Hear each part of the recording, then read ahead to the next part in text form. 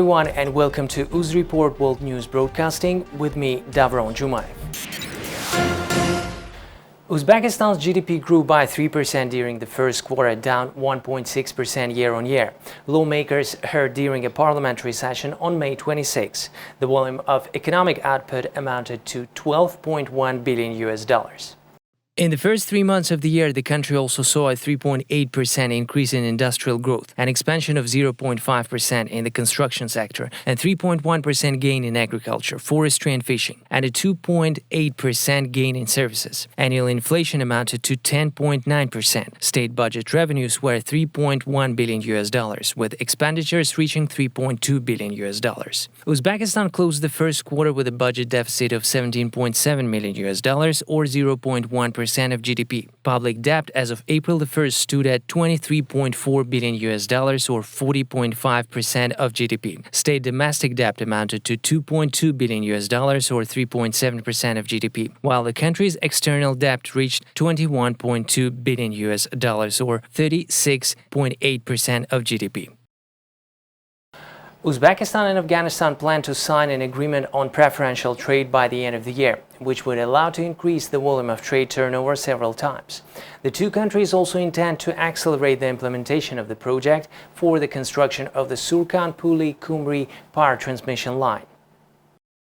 During the talks between Deputy Prime Minister Sardar Umurzakov and head of the Afghan Presidential Administration Muhammad Shakir Kargar on May 26, the parties noted the great potential of the Free Trade Zone, Termez International Trade Center. Over the past 4 years, the volume of mutual trade has increased 1.5 times, amounting to some $800 million last year. The sides confirmed their readiness to implement joint measures to ensure the growth of the Uzbek-Afghan trade turnover to the level of $2 billion in the coming years. It was agreed that in order to enhance trade cooperation, the relevant ministries and departments of the two countries will accelerate the approval of the draft agreement on preferential trade, Uzbekistan's Ministry of Investments and Foreign Trade has noted. The Bagis and Kiabon settlements on the Kazakh-Uzbek border have officially joined Kazakhstan's Turkestan region, according to a government decree posted on the Kazakh Prime Minister's website on May 25. According to the decree, the total area of Bagis and Kiabon amounts to 795.6 hectares. Bagis is located 150 kilometers from Shymkent and is home to 1,200 people. The village was meant to join the territory of Kazakhstan in the early 2000s when Uzbek and Kazakh authorities agreed a border deal. The Agency for External Labor Migration of Uzbekistan has proposed measures for the social protection of Uzbek labor migrants abroad. A meeting organized by the Committee on Labor and Social Protection discussed these and other issues on Wednesday. The agency said that some 1.7 million Uzbeks were engaged in work in overseas, mainly in Russia and Kazakhstan. The fact that more than 55% of the country's population is young people, as well as about 600,000 labor force per year entering the labor market, indicates the problem's importance. Uzbekistan ranks the second after Russia in terms of labor resources among the EA-EU countries and ranks the first by number of foreigners working in the Russian Federation.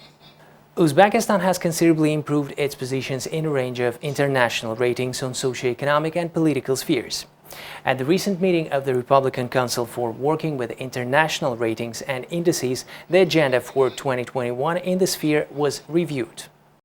Namely, in the World Bank Statistical Potential Index for 2020, Uzbekistan rose by 16 positions compared to 2019 and took 61st place among 146 countries. And in the World Democracy Index in 2020, it rose by 2 positions and took 155th place out of 167 countries. In the Global Innovation Index, Uzbekistan, gaining 24.5 points out of 100, improved its position by 29 points compared to 2015 and took 93rd place among 131 countries and 4th place among countries of Central and South Asia. In the World Bank's Women, Business and the Law Index, Uzbekistan, having risen by 5 positions with 70.6 points, entered the list of 27 states that have implemented important reforms in the field of women's rights and gender equality, and took 134th place among 190 countries, being the 139th in 2019. Nearly two-thirds of the population has received the Uzbek Chinese vaccine in Uzbekistan. Depending on personal choices, 62.5% of people received Uzbek Chinese vaccine, 34% the AstraZeneca and 3.5% the Sputnik V vaccines, said Batir Kurbanov, a member of the anti-coronavirus staff. Since April the 1st, almost 1.5 million people have been vaccinated against coronavirus in Uzbekistan. Nearly 300 new cases registered. Death toll at 685. Currently, 3,707 patients are being treated in hospitals. 8 people were killed Wednesday when a transit employee opened fire at a light rail yard in San Jose, California, the latest in what has become an all-too-common occurrence in the U.S. All 8 were employees of the Santa Clara Valley Transportation Authority, or VTA. This is a very dark moment for our city. At a news conference, Mayor Sam Liccardo hailed these essential workers for helping the city get through the pandemic. They were showing up every day to operate light rail and buses to ensure people could still continue to go about their lives amid all the challenges of the pandemic, and they were taking risks with their own lives in doing so. The gunman, a fellow VTA employee, took his own life, apparently when he became aware that police were closing in on him. Local media outlets identified him as 57-year-old Samuel Cassidy, a maintenance worker. The shooting took place just before 7 a.m. Pacific time. VTA Chairman Glenn Hendricks said it had occurred in the maintenance yard. It's just very difficult for everyone to be able to try and wrap their heads around and understand what has happened. Officials said a bomb squad was searching the yard after at least one explosive device was found. Authorities also responded to a fire at the home of the suspect that erupted at about the same time as the shooting. The FBI is assisting in the investigation, and the White House is monitoring the situation. San Jose lies at the heart of Silicon Valley, home to some of America's biggest tech companies. What the hell's going on in the United States of America? What the hell's wrong with us? California Governor Gavin Newsom was visibly angry as he urged politicians from both parties to move beyond the usual platitudes that follow gun violence and finally take action. But it's time to deal with the endemic before this pandemic of gun violence, the pre-existing condition that somehow sort of pushed aside last year, but now has raised its ugly head again this year. And wake up to this reality and take a little damn responsibility, all of us, to do a little bit more and a little bit better this time. Mass gun violence has escalated considerably as the U.S. emerged from the worst of the pandemic this spring. 2 Bolivians and 3 Americans have been charged in connection to a bribery scheme, including former government officials. The U.S. Justice Department said on Wednesday that Americans bribed former Bolivian officials to secure a supply contract for tear gas, including to high-profile former minister Arturo Carlos Murillo Prijek. The scheme allegedly took place between late 2019 and early 2020 and involved Americans paying over $600,000 in bribes to the Bolivians to win a nearly $6 million contract to supply tear gas and other non-lethal equipment to Bolivia's Ministry of Defense. All 5 defendants were arrested last week in Florida and Georgia, including Americans Luis Berkman, Brian Berkman, and Philip Lichtenfeld, and former Bolivian official Sergio Rodrigo Mendez Mendizabal. The defendants face charges of conspiracy to commit money laundering and a maximum prison sentence of 20 years. Murillo and Mendez have been detained by U.S. authorities, according to a Justice Department official, while the Americans had been released on bond. Murillo served as government minister under former President Jeanine Áñez and came under fire in late 2019 for his heavy-handed military response to political protests. No immediate comment was available from the defendants' lawyers. In a blistering attack on the British government and hours after testimony before Parliament, the man who was once top advisor to the Prime Minister has trashed the response of his former boss and his fellow lawmakers to the COVID-19 pandemic. Dominic Cummings says Boris Johnson's initial scepticism about COVID in 2020 was so great, he claims that the leader even told officials he was considering getting the government's chief medical advisor to inject him with the virus on live television to show the public it wasn't a big threat. Johnson subsequently caught COVID-19 early in the pandemic and was so ill plans had been prepared to announce his death. Cummings says the government was totally unprepared. The truth is that senior ministers, senior officials, senior advisors like me fell disastrously short of the standards that the public has a right to expect of its government in a crisis like this. When the public needed us most, the government failed. And I'd like to say to all the families of those who died unnecessarily how sorry I am for the mistakes that were made and for my own mistakes at that. Cummings has cast the state as woefully disorganised, dominated by groupthink and run by ministers such as Health Secretary Matt Hancock, who he says should be fired for lying to the public and the government in status reports. He also described Johnson as the mayor from the movie Jaws, who kept beaches open despite shark attacks. The Health Ministry has declined to comment. With almost 120,000 deaths, the UK has the world's fifth worst official COVID-19 toll. Though Cummings' attacks have so far failed to dent the Prime Minister's popularity, his testimony is likely to form the broad lines of scrutiny of a public inquiry next year into the COVID-19 response. We have worked flat out, Mr. Speaker, to minimise loss of life. Johnson rejects the criticism from his former advisor, saying he didn't accept Cummings' accusation that government inaction led to unnecessary deaths. Facebook users in the U.S. are the #1 target of malicious influence operations. That's according to a report released Wednesday by the social media giant, as it tries to crack down on what it calls coordinated and authentic behavior. Think fake accounts posting fake news to manipulate the public.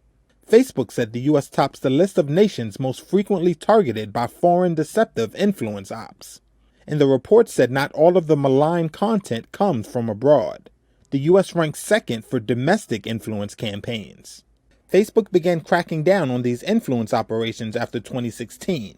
When U.S. intelligence concluded that Russia used the site to push falsehoods aimed at undermining Democratic presidential candidate Hillary Clinton and help former President Donald Trump win the White House. Moscow denies meddling in U.S. elections. According to Facebook, Russia topped the list for sources of coordinated inauthentic behavior. Iran came second.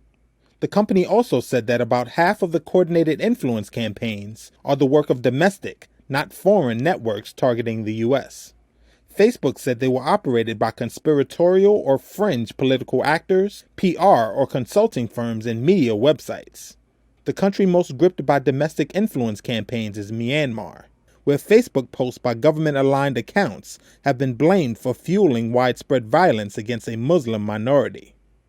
The report said that worldwide, more than 150 coordinated inauthentic networks were identified and removed by Facebook since 2017. Every morning before work for the last several months, Cody Brady's morning ritual has involved scooping up dead mice on his farm in Coonabarabran, Australia, as shown in graphic footage which will follow. The livestock farmer has had to drown rodents in buckets or set poisons, as the biggest plague of mice in decades continues to sweep across the Australian state of New South Wales.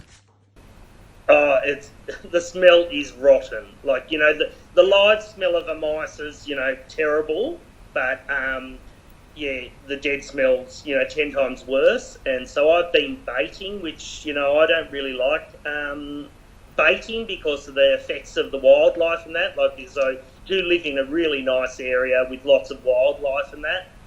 But my morning ritual is, to go out, and I get a couple of hundred mice every night. I catch in buckets, the water bucket traps.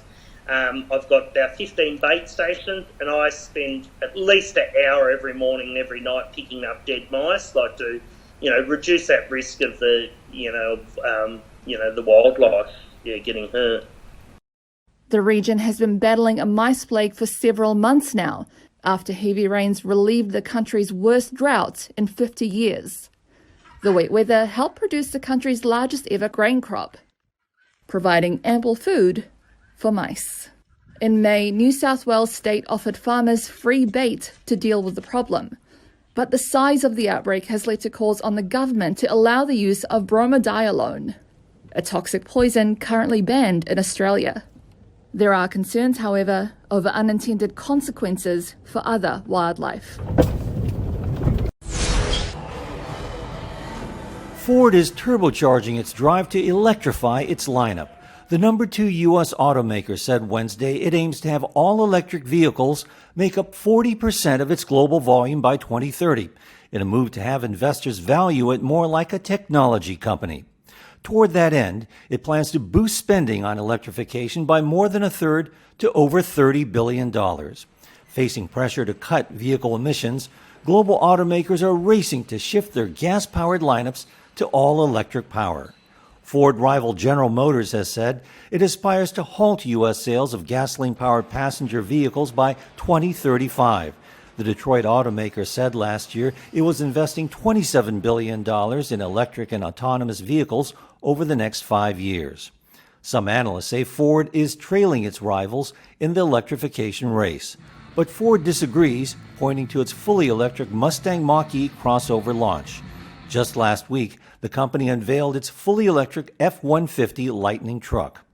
Sources said Ford plans to launch at least 12 all-electric vehicles at mid-decade. The automaker also said Wednesday it will form a new unit called Ford Pro to focus exclusively on its commercial and government customers. Shares of Ford jumped 7% in early trading Wednesday. Amazon.com is buying the fabled Hollywood studio MGM. The nearly $8.5 billion deal announced Wednesday gives the e-commerce titan a massive film and TV library.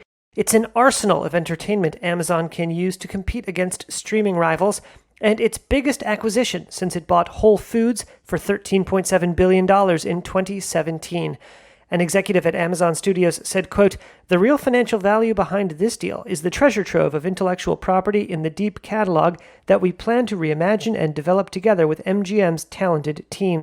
Privately held, MGM, or Metro-Goldwyn-Mayer, was founded in 1924.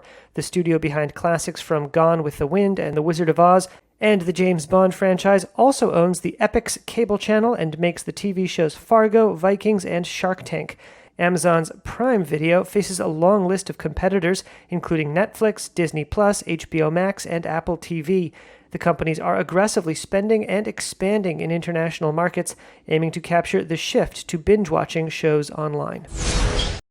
This is a bladeless wind turbine. This is the man who invented them, David Yanez, and it could be a wind energy game-changer. The turbine is a slender, vertical and simple piece of machinery that instead of rotating or spinning, oscillates, collecting the kinetic energy of the wind and transforming it into electricity at approximately 30% of the cost of conventional wind energy sources. What we want is to try to find a niche that is not properly covered by conventional wind power. The niche that in principle we could see be a small wind industry, because the absence of maintenance, no need for oil, and the low cost could be the elements that make this idea a useful tool for distributing energy, producing energy close to the point of consumption. His startup, called Vortex Bladeless, was born in 2015. Their latest prototype measures 9 feet and 33 inches and are aimed at being used in urban centres, either on their own or in conjunction with solar panels. For all those urban centres that do not have as much solar resources as Spain and the whole Mediterranean area, the urban environment seems to fit perfectly with this idea. The fact it does not produce noise, the visual impact is subjective, but there are those who consider that it could have some attraction, better than those of the conventional wind industry.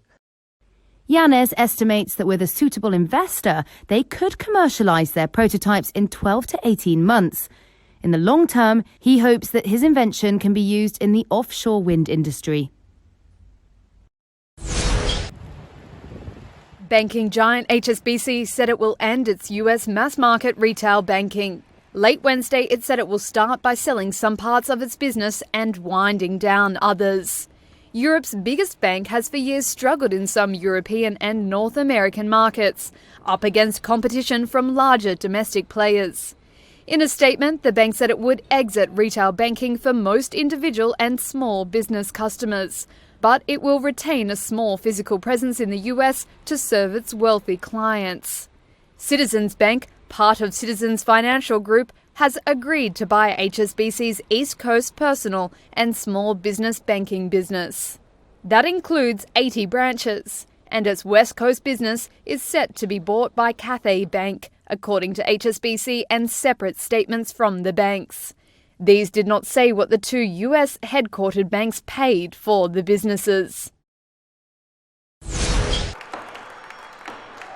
Stocks on Wall Street made modest gains Wednesday as inflation fears eased. Recent comments from Federal Reserve officials have helped deflate concerns about runaway inflation and kept bond yields in check. With benchmark yields staying below 1.6%, rate-sensitive growth stocks, Alphabet and Tesla, led the S&P higher.